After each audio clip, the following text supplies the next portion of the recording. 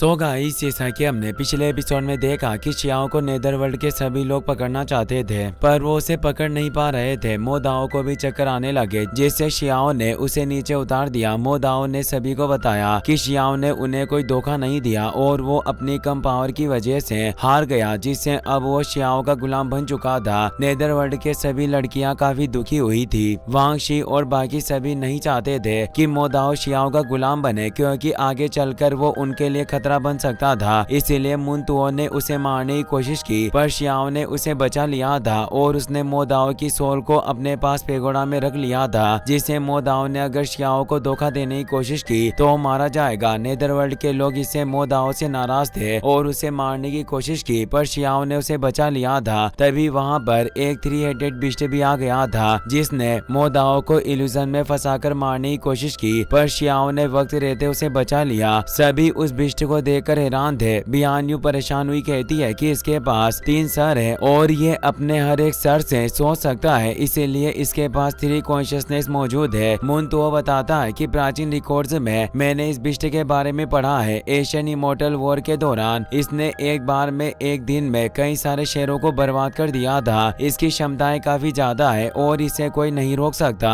Xiao उस बिस्ट को देखकर सोच रहा था कि उस दूसरी दुनिया में वास्तव में काफी अजीब चीजें हैं। 3 हेडेड बिस्ट नेदरवर्ल्ड के सभी डिसेबल से बोलता है कि मैं एक मिलिट्री सुपरवाइजर हूँ और अब मैं यहाँ गया हूँ, इसीलिए मैं सभी गद्दारों का सफाया कर दूंगा ताकि सच्चाई को बचाकर रखा जा सके और अब तुम सभी अपने फुल पावर से हमला कर सकते हो। हम इन 9 हेवन 10 रियल्म के लोगों को जीतने नहीं दे सकते। हम इन सभी को मारकर इटर्नल रोड के ऑर्डर को पूरा कर पाएंगे। नेदरवर्ल्ड के सभी पेटिशनर खुश होते हैं कि अब मिलिट्री सुपरवाइजर आ चुके हैं, जिससे हमारी जीत पक्की है और अब हम निश्चित रूप से अपने दुश्मनों का सफाया कर पाएंगे। तियानशेन एकेडमी के डिसेबल काफी डर गए थे कि ये 3 हेडेड मिलिट्री सुपरवाइजर काफी पावरफुल है, इसीलिए हम इसे जीत नहीं सकते। वो 3 हेडेड किंग उन पर अटैक करने के लिए आगे बढ़ा, इसीलिए वांग शी अपनी अल्टीमेट पावर को एक्टिवेट कर लेती है, जिससे एक जाइंट पैलेस बाहर आ जाता है, पर वो 3 हेडेड बिस्ट उस पर हमला करने लगता है। वांग शी तियानशेन एकेडमी के सभी डिसेबल से बोलती है कि तुम सभी शांत रहो, ये जानवर केवल हेवनली गॉड रियल्म में है और ये अभी तक फिश लेपिंग ड्रैगन स्टेज में ट्रांसफॉर्म नहीं हुआ है,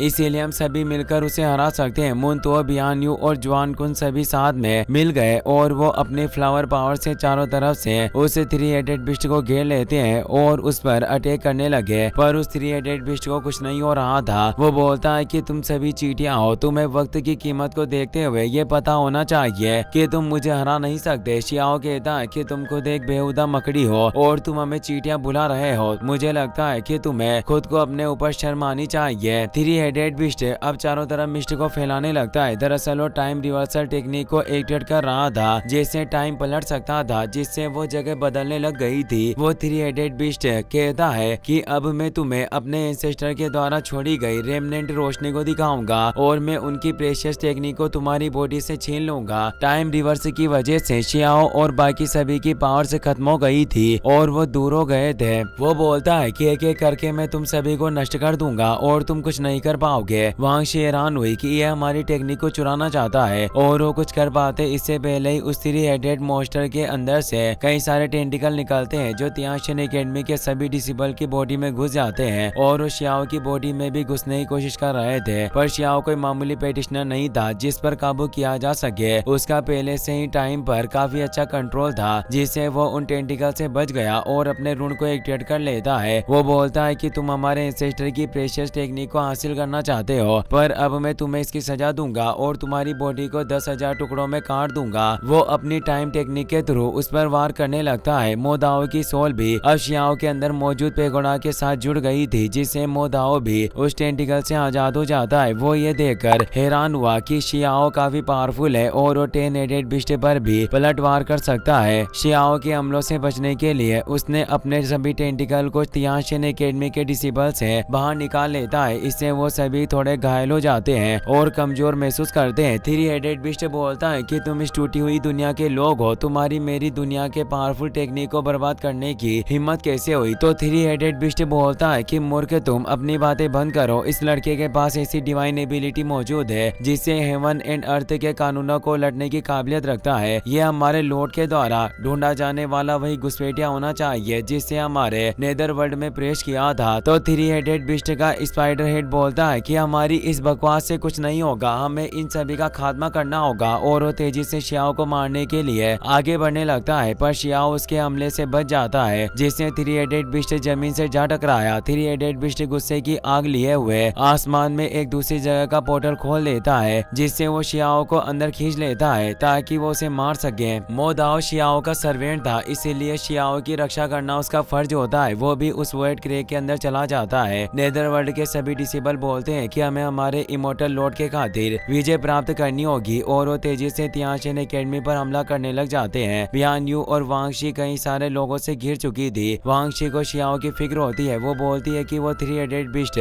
शियाओ को लेकर कहाँ गया होगा। बियान यू रिप्लाई में कहती है कि वास्तव में तुम उस लड़के की मस्कुलर बॉडी पर फिदा हो गई हो। तो वो बोलती है कि तुम अपनी बकवास बंद करो। उस लड़के ने दूसरी दुनिया के जीनियस पर जीत प्राप्त की, इसीलिए उसे खोना हमारे लिए काफी बड़ा नुकसान होगा। और वो अपने स्लेज से उन नेदरवर्ल्ड के लोगों को रोकने लगती है। बियान यू पहले से ही शियाओ की पावर जानती थी कि उसे कोई नहीं हरा सकता, पर वो वांगशी को इस बारे में नहीं बता सकती, इसीलिए वो कहती है कि तुम चिंता मत करो, उस लड़के के साथ मोदाओ भी गया है, इसीलिए उस लड़के का कोई कुछ नहीं बिगाड़ पाएगा। और वो अपने पावरफुल ड्रैगन फिनिक्स टेक्निक से कई सारे नेदरवर्ल्ड के लोगों को दूर फेंक देता है। अब हमें लिंगबाओ रियल्म की स्काईलाइन वैली का सीन दिखाया जाता है, जहाँ ही थ्री हेडेड बिस्ट शियाओ को लेकर आया था और उनके बीच फियर्स फाइट चल रही थी। मोदाओ भी वहाँ गया था, जो शियाओ और थ्री हेडेड बिस्ट की फाइट को देख रहा होता है। उसके अंदर इतनी काबिलियत नहीं थी कि वो उनके बीच जा सके। उनके हमलों से ही तेज एनर्जी वेव क्रिएट हो रही थी। थ्री हेडेड बिस्ट का एक सर शियाओ ने उखाड़ दिया था। शियाओ उसका मजाक उड़ाते हुए कहता है कि अब तुम सिर्फ टू हेडेड किंग रह गए हो, मुझे तुम्हें थैंक्स कहना चाहिए जो तुम मुझे इस जगह पर लेकर आए, जिससे मैं तुम्हें आसानी से मार पा रहा हूँ। और वो उसके उस कटे हुए सर को नष्ट कर देता है। और अब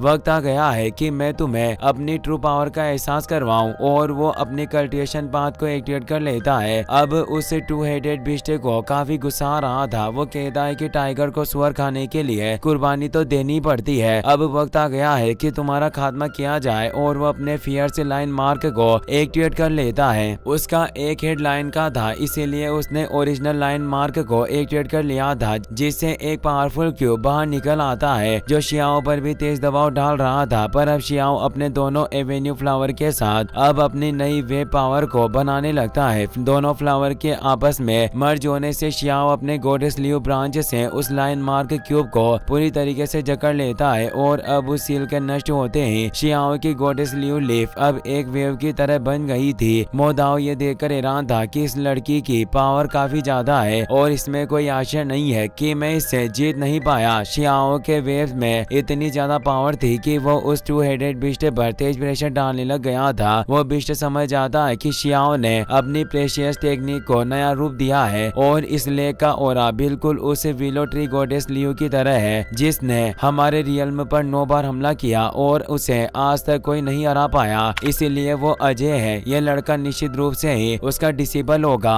शियाओ के पीछे गॉडेस लियो की बॉडी दिखाई दे रही थी। शियाओ मुस्कुराते हुए कहता है कि तुम अपने घिनौने मुंह से विलो गॉडेस का नाम लेने के लायक नहीं हो। और वो विलो ब्रांच से उसके लाइन हेड को काट डालता है। अब सिर्फ स्पाइडर हेड ही बचा हुआ था। वो बोलता है कि जल्दी होली वॉर निकट आ रहा है, हम निश्चित रूप से तुम्हें मार डालेंगे। और वो ऊपर शियाओ के वेब पर एक तेज एनर्जी छोड़ता है, जिससे अब ऊपर स्पाइडर का ब्लड वेव क्रिएट हो गया था, जो 10,000 स्पाइडर डीमन स्किल थी जो शियाओ के वेब को जकड़ रही थी। शियाओ गॉडेस लियो ब्रांच को बाहर निकालता है और वो कहता है कि तुम एक मूर्ख हो, और वो उन ब्रांचेस से उसकी बॉडी को खत्म कर देता है। पर हम जानते हैं कि एक मकड़ी के मरते ही कई सारी मकड़ियां जन्म ले लेती है, जिस वजह से उस स्पाइडर के भी सैकड़ों बच्चे बाहर आ जाते हैं, जो उस ब्लड वेव के थ्रू शियाओ पर हमला करने लगते हैं। शियाओ समझ जाता है कि सभी इस थ्री हेडेड बिस्ट से इतना इसलिए डरते हैं कि इससे निपटना काफी मुश्किल होता है, और इसने खुद को इतने सारे बेबी स्पाइडर में बदल लिया। शियाओ उन स्पाइडर बेबी को खत्म करने के लिए चेंज एंड पॉइजन रूट को एक्टिवेट कर लेता है, जिससे वो उस ब्लड वेव को नष्ट कर देता है। पर वो कई सारे स्पाइडर मिलकर जायंट स्पाइडर बिस्ट का रूप ले लेते हैं। शियाओ कहता है कि तुमने हमेशा से ही अपने डोमेन के प्राचीन ज्ञान का इस्तेमाल किया है, पर आज मैं तुम्हें कुछ नई पावर दिखाऊंगा। और उसने डिवाइन रियल्म फर्नेस को एक्टिवेट कर लिया था, जिससे वो स्पाइडर हैरान हुआ कि यह लड़का डिवाइन रियल्म रियल्म के उस पाथ पर चल रहा है जिस पर चलने की कोई हिम्मत नहीं कर सकता। और अब शियाओ अपनी उस पावर से स्पाइडर पर हमला करके उसके सर को अलग कर देता है, पर अभी भी वो मरा नहीं होता, पर वो जानता था कि उसका खात्मा होने वाला है। इसीलिए इमॉर्टल लॉर्ड को याद करते हुए कहता है कि मैं इस दुनिया के यंग पेटिशनर को मिटा नहीं सका, पर मुझे उम्मीद है कि हमारी सेना जरूर इसका सामना कर सकती है। और वो शियाओ पर दोबारा हमला करने पड़ा, पर शियाओ ने जैसे ही आंखें खोली तो एक ब्लैक होल क्रिएट हो गया और उसने सन पावर से उस स्पाइडर हेड को जलाकर राख कर दिया। मोदाओ ये देखकर हैरान रह गया। वो कहता है कि हमारे नेदरवर्ल्ड में अफवाहें हैं कि 9 हेवन और 10 रियल्म में टूटे हुए टुकड़े से ज्यादा कुछ नहीं है और यहाँ के लोग डीमन पपेट की तरह है जो हमारा एक सिंगल अटैक भी नहीं झेल सकते। पर मुझे इस शियाओ की पावर देखकर ऐसा नहीं लगता, जरूर हमसे सच छिपाया गया है। वहीं अब हमें बाहर उस फेरी बैटलफील्ड का सीन दिखाया जाता है जहाँ उस नेदरवर्ल्ड की लेडी पेटिशनर की बॉडी सड़ रही होती है क्योंकि कॉस डीके की वजह से वो बॉडी उस लेडी का विरोध कर रही थी। इसीलिए वो लेडी पेटिशनर थर्ड एल्डर से बोलती है कि तुम्हारी इस दुनिया की चीजें वाकई काफी नाजुक है। मुझे तो लग रहा था कि तुम अपनी क्षमताओं को किड प्रजनन की तरह ही काफी तेज से बढ़ाओगे, पर अब ऐसा लगता है कि तुम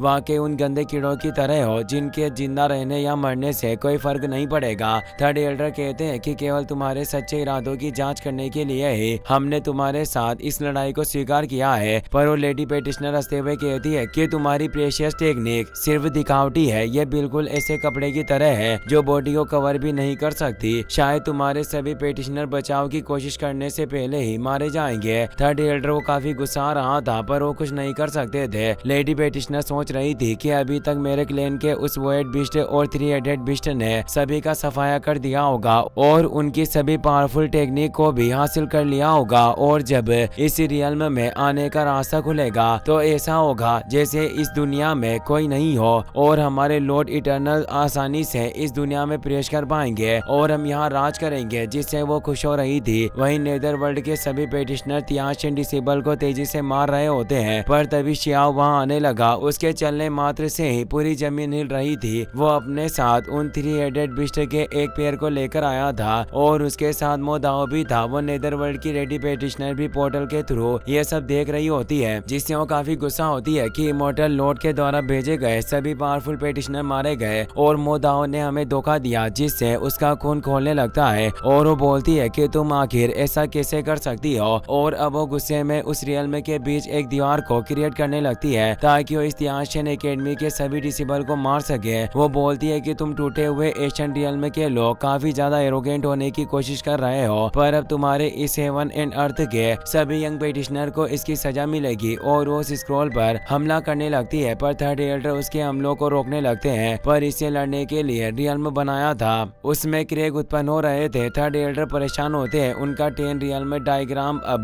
कंट्रोल से बाहर हो रहा है क्योंकि दोनों पावरफुल रियल्म को क्रिएट करने वाले ट्रेजर आपस में टकरा रहे थे, जिससे वो पूरा बैटल स्पेस ही तबाह हो सकता था। इससे तियाशियन एकेडमी के डिसेबल डरे हुए होते हैं, पर शियाओ के चेहरे पर बिल्कुल भी भय नहीं होता। इसी के साथ ये एपिसोड यहीं पर खत्म हो जाता है। वीडियो पसंद आया हो तो अपने दोस्तों के साथ शेयर करना, साथ इस वीडियो को लाइक करने के साथ साथ चैनल को सब्सक्राइब जरूर कर लें। Thanks for watching.